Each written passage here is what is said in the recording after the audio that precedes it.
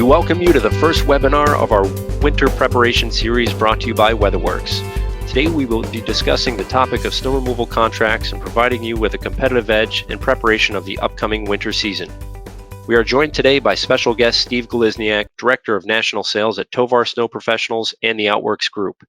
Steve has played a key role in the growth and unparalleled customer service at Tovar for over 10 years, holding positions in management of both field operations and business development. Our host today is WeatherWorks' own lead meteorologist, Brad Miller. Brad has been an integral part of the forecast and social media team for the past 6 years and also serves as a host on WeatherWorks' podcast, The Weather Lounge. Brad, take it away. Thank you, Nate. I'm honored to host the first Winter Preparation Series webinar of the season. Whether you're a contractor or a property manager, there are many angles to consider when drawing up a snow service agreement. From the scope of work to the length and type of contract, properly outlining your business strategy can ultimately determine your success, improve your safety, and lead to a healthy working relationship between all parties. So joining me today on the webinar, as Nate said, to outline some key strategies is Steve Golyniak of Tovar Snow Professionals. Welcome, Steve, and thanks for joining us here at WeatherWorks for today's webinar. Thank you, Brad. Good morning. It's great to be here, and thank you for having me. Oh, it's an honor to have you on here too. So give us a little background of what you do. How long you've been with Tovar. I think Nate kind of mentioned that, but just give us a little bit more background and the winter prep that goes into bidding for contracts and the whole 9 yards. It's summertime now, but I'm sure you're already busy getting ready for next winter. Absolutely. This is a great time to prep for winter. So I've been with the company with Tovar for just over 10 years now in the snow and ice management industry. As mentioned, I've been in various positions from field operations management to corporate operations management, now into business development. So I've seen a lot of different aspects of the business and the formation of our company over the past 10 years or so as we formed the Outworks Group. It's been a very exciting time for our company and our organization. And our family of companies as we bring together the leaders in commercial snow and ice management, as well as aviation and several other companies across the U.S. that share the same values and commitment to customer service and grit, as we call it. It's been game changing for all of us in our current client base as they take us from regional to national level. So also, you guys just merged with Aero Snow, and discuss some of the changes that came with that. Sure. So again, very, very exciting. So as we go from a regional level in the Midwest, as Tovar has been focused on, as I mentioned, we've joined with many different partners and clients across the country within our family of companies, as well as our clients that have taken us now to more of a national level and asked us to expand our services and expand our territories to be able to grow with them.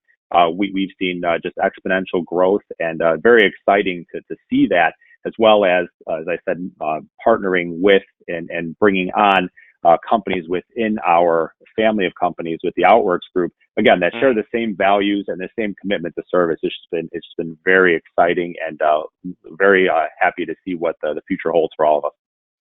So as we discussed a minute ago about, it's the middle of summer, it's July, it's hot, it's humid, we've been dealing with the heat basically all across the country. And the last thing you want to think about is winter. But, have you began your bidding process earlier, versus now, or compared to the last couple of years? I mean, because of the growth and just how much you guys have to deal with. I mean, it's, I would imagine, the plows get taken off in April or something. You're already thinking about when you're going to put them back on. Absolutely. It seems like that time frame is quicker and quicker each year from April through October.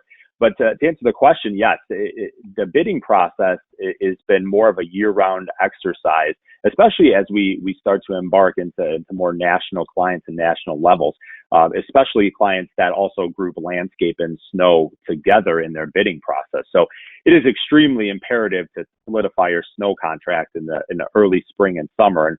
And when I say spring and summer, I'm looking at the months of April through June is ideal. One, to allow for the proper allocation of resources, and more imperative to make sure that we set up for success. So the more time we have, and that's the best word to us right now is time. The more time we have to set up, allocate resources, the better we can set up for success and provide an excellent service in the winter season. And in addition to the challenge that all of us have faced across the country with COVID, there's been delays in certain manufacturing equipment. So it's more critical than ever to start that process earlier in the season and in those spring and early summer months and get your contractor in place rather than later. I'm sure there's not just a hard cutoff date, but when is it too late to bid on something? I mean, are we talking like October, November? I mean, is it ever too late? I mean, or is it just like we can't deal with that now? It's too late in the year. Sure. So that's I take that question as twofold. So the bidding process as well as an award to have your contractor in place. So when we look at as far as when is the right time and too late to bid, that summer months from April through, call it August, is the prime bidding month for snow. To have your contractor in place is I think part B to that question. So you want to make sure you have your contractor awarded and in place and ready to go for setup no later than, in my opinion, September 1st. And that we can say is in most areas, September 1st. You want to have your contractor selected, awarded, and we're beginning the setup process for call it a November 1 or beyond start. If you're looking at a region such as, let's say, Colorado, for example, who has a winter season that starts a little bit earlier than most in the October timeframe, that would move up to the August 1st timeframe. You'd want to have your snow contractor and contracts in place, ready to go, so we can properly, as I mentioned before, set up resources and operations on site, have your preseason meetings, and have things ready to go by the first flake.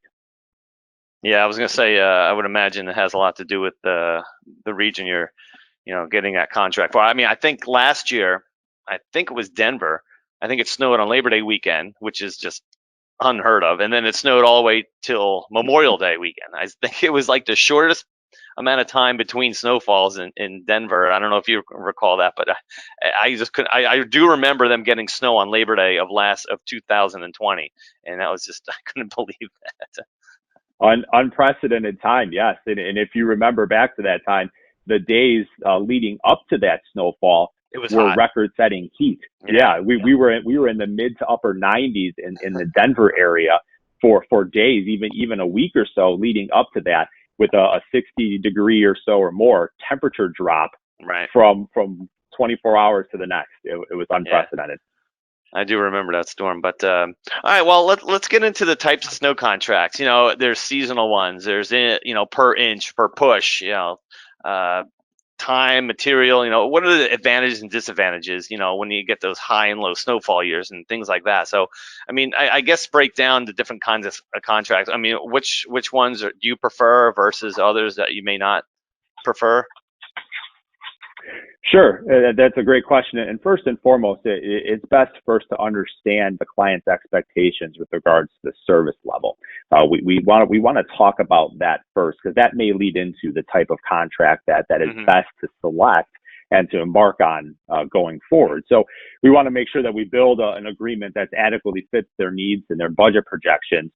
Region and climate do play a role when it comes to lower snow markets and higher snow markets, and what the market bears for snow agreements. If you're talking about southern states, such as, let's say, Texas or a Missouri or Tennessee, low snow averages in much of those states. There might be some parts that may have some higher averages, but much of those areas are lower averages, and that might be more of a T&M type market. So you have a 5-inch or less average. And those areas would just be on an as needed basis. Some years you may see less than that or almost none at all. Years like last year in Texas, you may see 6 to 8 inches, and that again is well above average for that region. And then you have some of the more higher markets. If you're talking let's say upstate New York, where you're in 80, 90 to 100 inch plus averages, those markets might bear a different type of contract per occurrence or seasonal at that point. And then it also it also plays a factor with the type of client and the type of job it is. If you're talking more national clients, when I say a national client, I mean more of a client that has sites across the country. So you have volume of 50, 100, 150 sites in every state across the country. A seasonal agreement is what we see more often than not with those styles of jobs or job specs, because you want to lock in some consistency, and you want to lock in a budget, a known budget number across the country or for each region. So we see that depending on the market that you're in, low snow averages, high snow averages, the type of client, and of course the type of job it is will play. Those are kind of the three buckets that play a role in the factor of determining what's the best contract fit for your client. So, and then when it comes down to staffing, I mean, what type of contract is like the easiest to staff for, and what type of contract do you think is kind of the hardest one to staff for? I mean, I guess it still comes down to regions and the type of contract we're talking about here. But is there an advantage or disadvantage for staffing on any type of contract? I would say the type of contract, Brad, it doesn't play as big of a factor, but the region definitely plays a bigger factor, because when you look at the Midwest or Northeast, those type of markets bear a big need for snow removal. They know it snows there. It's a heavy snow market, and that's just part of the year. It's part of the seasonality in those areas. And seasonal businesses, seasonal labor, operators, equipment, it's known in that area, and it's planned for, and it's a cycle there. When you're talking about the areas down in the Texas area, or down in maybe a southern Missouri or Memphis, those types of regions where snow happens once or twice a year, you may get an inch here, an inch there. Your average for the year is 3 to 4 inches. So when that type of situation occurs, it's a little more difficult to staff and plan for that, or have equipment and or labor in place for those types of things to happen, because it's more of the exception, not the rule there. And one other thing about the multi-year and 1 year contract. I mean, what are the pros and cons to signing a 1 year versus maybe a multi-year contract with a certain client? Sure. So a multi-year contract is, I think, what most would agree with me is advantageous for both sides, for both the client and the vendor. If you're looking at the different type of contracts, the advantages to signing a multi-year agreement is the fact that one, depending on the job, there is significant setup and overhead that may become a factor in setting up that job, depending if you're talking about an aviation type snow and ice management job, if you're talking retail, if you're talking property management. So there might be a significant type of equipment allocation, setup on site, salt piles, et cetera. Melting operations all can also come into play. So when you're talking a multi-year agreement, there's a significant amount of overhead or CapEx spend to invest in that job. So it is advantageous to do a multi-year agreement to make sure that, one, everything is in place to limit the risk on that investment. But at the same time, an advantage to the client is one, we can lock in pricing. We've seen a lot of different inflation over the past couple of seasons here, especially this year. So to be able to engage in multi-year agreements, you can make consistent pricing, lock in pricing over that term, and that's a huge advantage to a client to be able to lock that in, as well as I mentioned, to the vendor to be able to invest in that job and make sure that is something that is consistent for a 3, 4, 5 year period or multi-year agreement. And overall, just when you talk to, I talk to a lot of property managers, a lot of facilities managers. Snow is always tedious to bid out every year. It's just a known, it's a necessity, but it's something that no one really enjoys to do. So being able to do that just on a 3 year cycle or term, much easier than going each year or year to year, and potentially changing vendors. It's just not something that is advantageous for either side.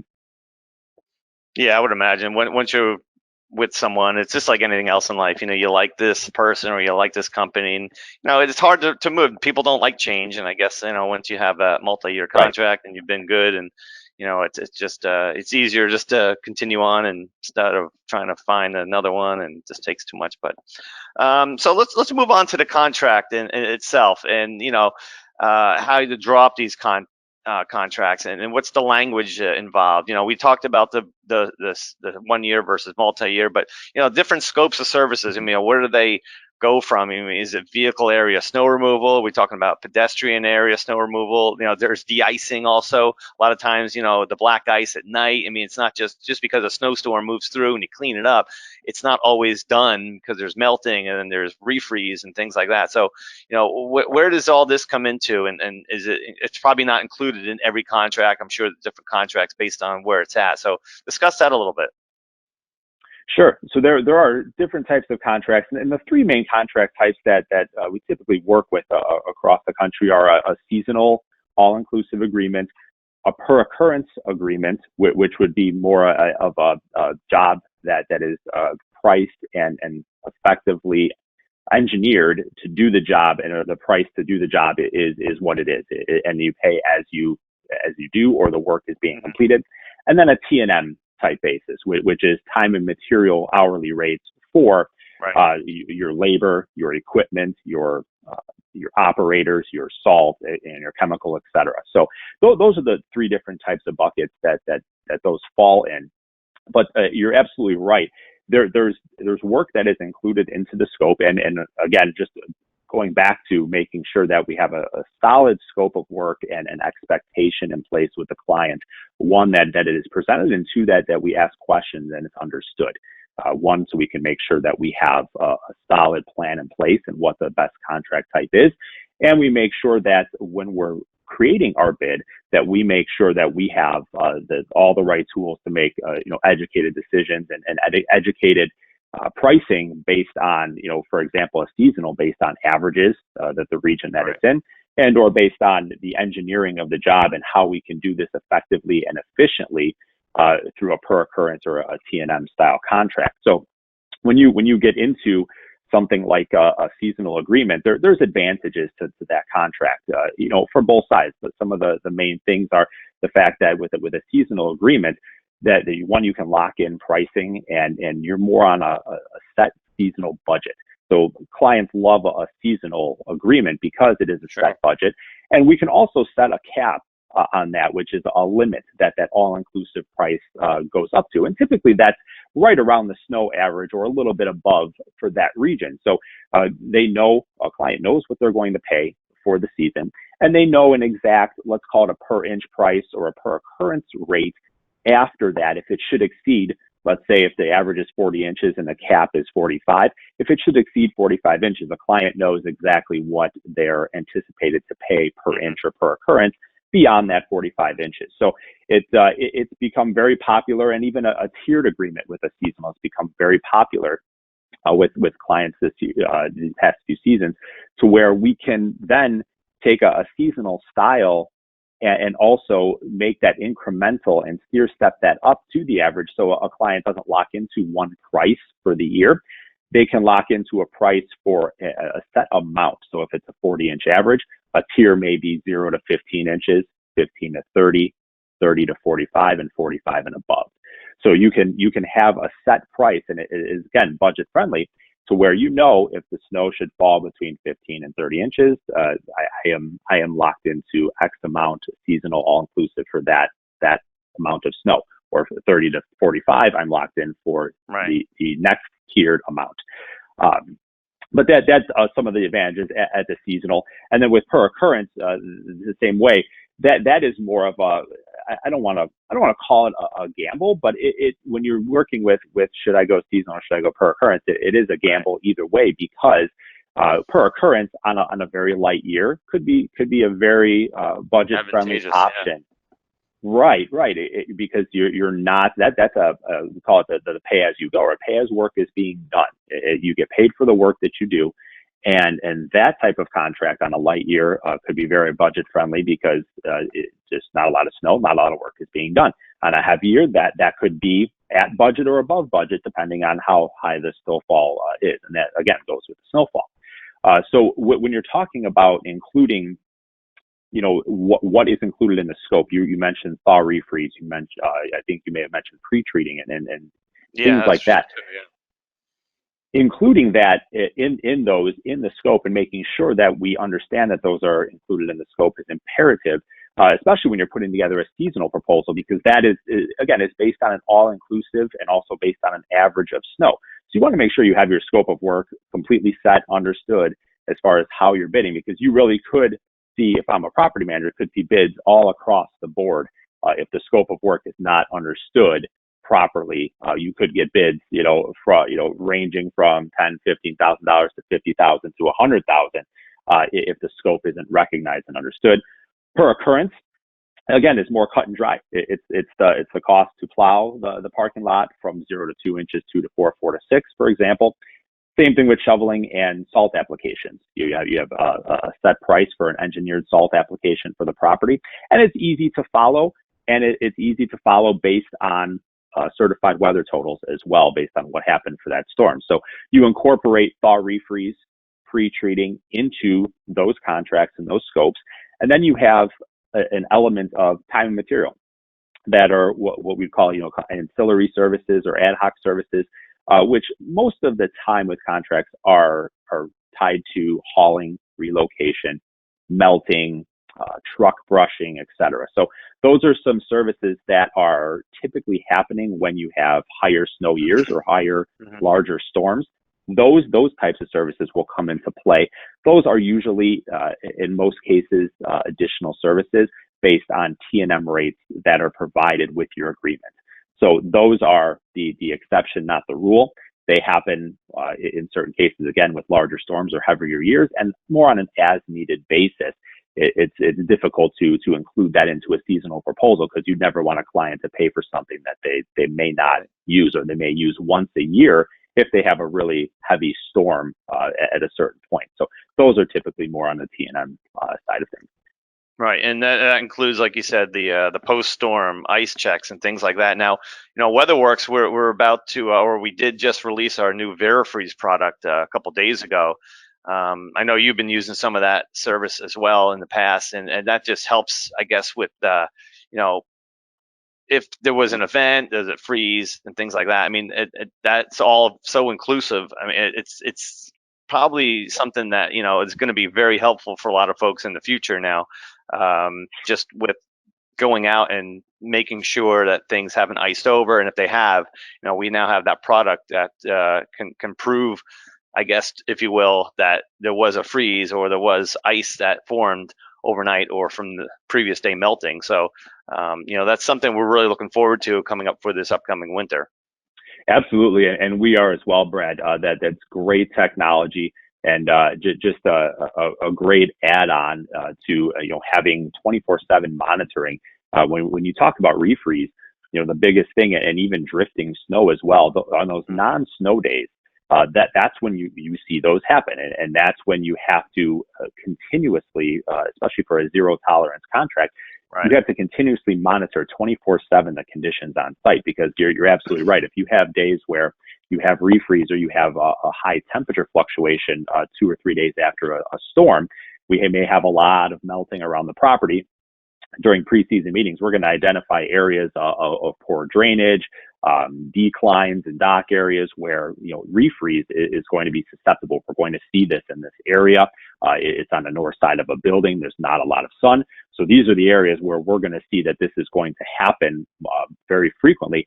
And it's excellent to be able to, one, have meteorologists on staff that watch this, and using the VeriFreeze tool post as well, just to verify conditions, ground temperatures, air temperatures, to verify those services, because those are a lot of the services that some may not see, because it's right, not snowing. Snow is not actively falling from the sky, but at 2 o'clock in the morning, when temperatures drop and get below freezing, and you start to see ice over in certain key areas of the property, or let's say winds pick up and we're in excess of 20, 30 miles per hour, and snow is drifting off of a building. Those are the times when you can really shine, because those are the times when you have that 24/7 monitoring. You see those conditions and you game plan for those conditions and stay ahead of them by treating with chemical applications or Right. Let's say plowing or shoveling certain areas that are drifting off a building. So it's really key to have that 24/7 monitoring in place and almost play every day as it's snowing. Yeah, and a lot of times too, it's those marginal nights that can catch a lot of folks off guard because I've had several times. I've had a client call into WeatherWorks, and they'll say, "Oh, my truck's saying 35 degrees, but I'm watching this parking lot ice over." It's because right at the ground level, it may be 32 or 31 degrees. That surface, taking in the cold of the night, and maybe the air temperatures mixed just enough to where it's not below freezing, but it's those nights where we'll tell you, hey, that pavement temperature is going to get down to 29 or 30, even though the low tonight may only be 33 or 34. So those are kind of things that we really pride ourselves in having that product coming into this winter for 2021, I guess 2022. Right. Yeah, the ground temps are the aspect of that always gets people. They may see Right. those air temperatures hovering above freezing, but forget to pay attention to the fact that we're in the middle of January, middle of February, and ground temperatures have been below freezing. These Right. areas don't see a lot of sun. Those ground temperatures are going to lag behind those air temperatures and remain below freezing. Yeah, you're Right. absolutely right. Those are the marginal nights when it becomes extremely tricky. To make sure you're on the Freeze. ball. Right. Yeah, the sneaky freeze. I like that. Yeah, but so also just a couple of months ago, the new 30-year snow averages were published. It was public knowledge. It came out from, I think it was NOAA that did it all. Um, so how often do you update your snow climatology? I guess that's probably huge for you because you have such a geographic footprint and how far you cover and all the area that you cover across the country. So do you base sometimes your contracts off those seasonal averages? I mean, now that it's changed, is that going to change anything for you going forward? Yes, absolutely. So when you're working, especially with seasonal contracts, when you're in the bidding process, it is extremely important to have an accurate average for the different regions because you're basing an all-inclusive price off of what is the average snowfall for that area. So T&M or per occurrence, we do watch that and it does play a factor, but those are more, pricing to do the job. So when we're looking at averages, we like the 15-year average. That seems to be a real sweet spot for us. Right.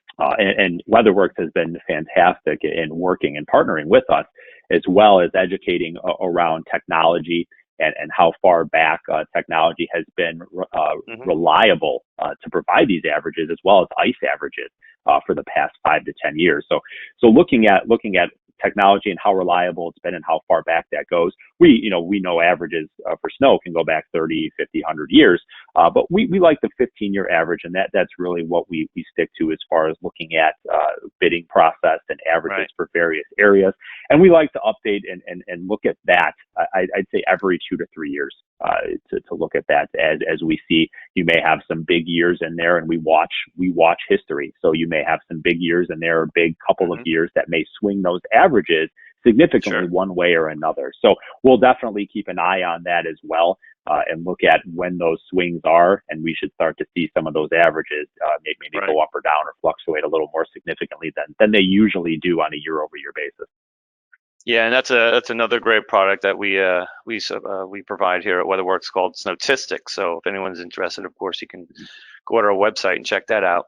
All right, so let's move on to we'll cover here one last topic, and really it's, I guess, how do you incorporate like a third-party snow depth verification service, like what we have at WeatherWorks, certified snowfall totals? We talked about that a little bit into your contract. So, what are the benefits of having that verification service? How does that help? I guess I guess that would be one of those contracts that it has a snow total threshold and things like that. I mean, how does that work with Tovar and how you incorporate all that stuff? Sure. So we have meteorologists on staff that focus on projecting the weather and forecasting the weather pre-storm. And then we work directly with WeatherWorks to provide post-storm certified snow totals. So those are extremely critical to our operation. One, on the front end, as I mentioned, and we talked a lot about as far as averages and looking at statistics and looking at how we bid work, but also on the back end as far as post-storm, how we bill work, so how things are invoiced, how seasonal contracts are tracked as far as snow depth and inches cumulative for the season. If you're a seasonal tiered contract, for example, where are we at on a day and weekly basis, or have we eclipsed into a new tier? So a lot of clients, especially nationwide clients, have mandated, and rightfully so. We're very glad they do that, because that is certified data that's reported for snowfall depth and snowfall inches per storm, or ice information as far as ice storms and the depth or significant amounts of ice that are reported. Many of our clients do require that with invoicing. So we like to provide that information because, one, we want to be very transparent about the situations that took place and the weather that happened, and make sure that we provide our clients with the most accurate post-storm analysis of timing of events, what happened, what the wind speeds and temperatures were, as well as the snowfall accumulations for those specific events. So it's extremely important, and we rely on WeatherWorks a lot to provide that information and provide a solid, what we call a snapshot or story of an event for a customer when they receive an invoice. And I guess that also helps with billing disputes and things like that. I mean, it happens. I'm not going to, we all know, and you're in it more so than I am, because you're out there, in the physical aspect. I'm just out there forecasting and doing the certified snowfall totals. But I guess that does help with the billing disputes, because I'm sure there's sometimes, somebody says this, and I have proof that it did snow this much and it iced over and stuff like that. So let's finish up here with this last two topics. How do you validate your job completion? Like, somebody's cleaning up after a storm. I mean, did the crews log their time, and they take photographs? Do they send it to, I guess, whoever's in charge and things like that, or is it just hopefully it's done, things like that? So we work with a work order verification system, and many of our clients also have their own proprietary work order verification systems these days, because technology is growing so quickly, and it's becoming more and more a part of the snow and ice management industry as we go forward. There's so many options out there for technology as far as timekeeping, work order verifications, pictures on site. As we say, you've heard the quote, picture speaks 1,000 words. So to be able to provide that information for our clients as we submit invoicing, as we submit weather information, but also be able to submit timing on site, the action or the process that was performed on site. Was it a plow and assault, or was it just a chemical application on site? And also provide pictures of conditions. I could think of one specific example where pictures of conditions plays a significant role is when you have ice events or sleet, freezing rain events where it is accumulating. It's very hard, and rightfully so, not being in the industry, to understand if you had to plow for a quarter inch of ice or freezing rain where it has built up into an accumulation of slush. Those are situations where pictures and verification of what was done on site speaks 1,000 words and goes to great lengths in explaining what was performed on site and why it was performed on site. Because if you were just to look at data post storm and you saw, let's say, a tenth of an inch or less of freezing rain, you would think, well, why would we have to plow? What was there a reason that we had to scrape the parking lot or scrape the sidewalks or shovel the sidewalks? Well, the fact that if that freezing rain is coming down on the cold ground and it is freezing, because that is what freezing rain is, and it's accumulating to thin layers of slush, that's not something a chemical application is going to be able to eradicate or combat. We would need to plow or scrape that off. Even times when we were scraping more or less slush or water off to keep that off the pavement and keep that bare pavement component to a property. It's just great to be able to help verify, and technology has come a long way with applications as far as, again, timekeeping and being able to verify services that are completed on site. Yeah, even in our certified snowfall totals in our report, not only, of course, do we have the total amount of snow or sleet or freezing rain that fell. There are times in our discussion of the storm, or the summary of the storm, the narrative, we will put in there, sleet, 3 inches of sleet fell in the storm, making it harder to clean up versus, a regular drier snowfall. So we'll put notes in there sometimes, because we understand, 3 inches of sleet isn't 3 inches of snow, and you know that, and it's just, it's probably more like pushing 7 or 8 inches of snow when you get that dense accumulation. So that's something we actually add into our summaries, because it makes a big difference for the remover and how they may tackle a certain storm afterwards. Yes, absolutely. We appreciate that level of detail. It is very helpful to both the vendor and the client. So let's finish up here, Steve. Do you want to talk about your service levels? I know you guys have a couple of different levels that you supply to clients and things like that. I mean, I know you guys have a platinum and gold and silver service level. Is this correct? Yes, correct. So we have a platinum, a gold, and silver service level. Platinum being our zero tolerance service level, and we've mentioned a couple of these topics throughout the webinar here for zero tolerance. Right. And I also have a little handout that you can download in the webinars, the download section of the webinar. Okay. For our service levels as well as the services we provide. But our zero tolerance service, of course, our platinum basically encompasses 24/7 monitoring, weather information pre and post storm, as well as basically handling any type of slick or conditions that could happen on site, and or any type of precipitation. So that would mean your pre-treating before each event. That would mean your ice storms. That would mean your 1/4 inch of snow.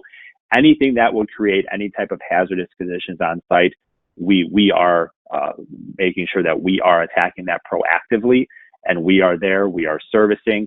That's what about 90% of our customers in the service level that we provide to most of them is a zero tolerance platinum service level. And in that handout, you can see the different services that are provided.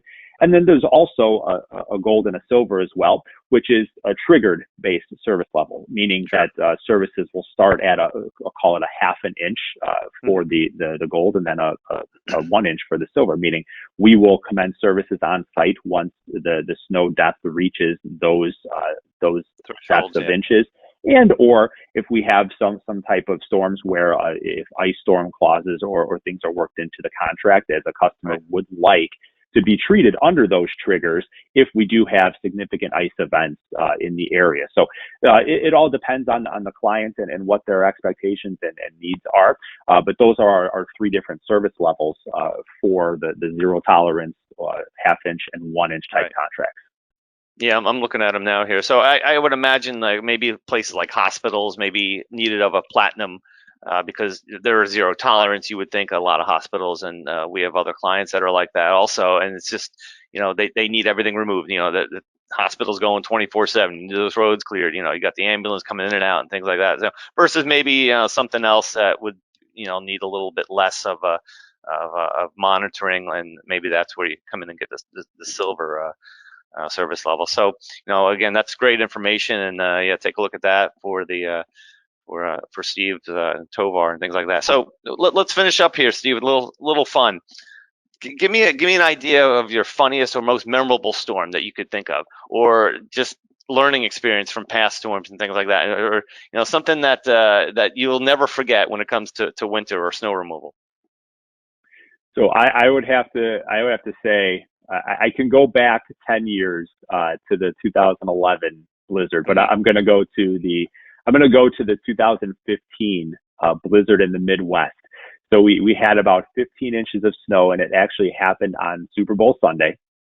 And it didn't. The worst day that you want to work. Yeah. Right. And I think that's why it sticks out in most people's heads is it had to happen on Super Bowl Sunday. But it didn't end there. It happened Saturday night. It started, snowed all the way through Sunday, ended briefly, might I add, Monday morning with about 15 to 18 inches of snow in most areas in the Midwest, and then proceeded to snow basically every single day throughout that week. And I think added another 5 to 10 inches at least. So just when you catch your breath, you get through the main bulk of the storm Monday morning, and when you have those storms, as we talked about before, you have a lot of removals, relocations, melting, etc. A lot of different things that are additional, even beyond the just the normal maintenance of the property. Now we want to start talking about moving snow in different places because piles are very big. Maybe there's safety hazards in different areas. They're encroaching. They're encroaching lanes and distribution centers, parking stalls, etc. But then you go right into a new snowfall Monday, Tuesday, Wednesday, Thursday. It didn't stop until it got all the way to Friday. So if I could look back at the 10 years and look at all my experiences, that week was probably one of the most memorable. It was almost to the point where us in the snow industry, we love snow. This is our business and it drives our company. But you were just almost, when is it going to stop? it was almost, you got discouraged when you saw more snow in the forecast for tomorrow morning or tomorrow evening. You're just, when is it going to stop? So, but those are the events that you live for. We say in this industry, you have to be a little crazy to do this. You have to have a little crazy in you to be in this industry because it's very unpredictable and it's an emergency service. So those are the types of weeks and the types of storms that we live for, and those are the ones we hang our hat on. To say we handled that, we came out of that, and we made it. Yeah, that's even as a meteorologist and a forecaster, we're at the mercy of the weather. Quiet weather is fine, but we understand that this is where people make their livelihoods and things like that, especially in the wintertime. And to bring up the Super Bowl, we have a lot of New England clients up in the Boston, of course, and New Hampshire area. And it's funny because that's the one day that they don't want snow, especially because the Patriots are always in the Super Bowl, or at least they were, and they would always say, no, at least let the snow, if it's going to snow, let it end by Sunday morning. And once in a while we'll get a storm. Actually, it starts 5 o'clock on Super Bowl Sunday, and that's like the worst time. They don't even mind if it snows the next day. Just don't snow during the game. What are you going to do? They have to go out and do their job and miss the Patriots. But it's funny. It's a Super Bowl story. But Steve, again, I appreciate you joining us here on this webinar. Is there anything else you want to add, or? No, if there are any questions, I'll have my contact information on the handout. So if there's any questions, feel free to reach out to me. If you'd like to learn anything more about our services or what we can provide, I'd be happy to discuss and look forward to many more of these in the future. And I appreciate the time, Brad. Thank you.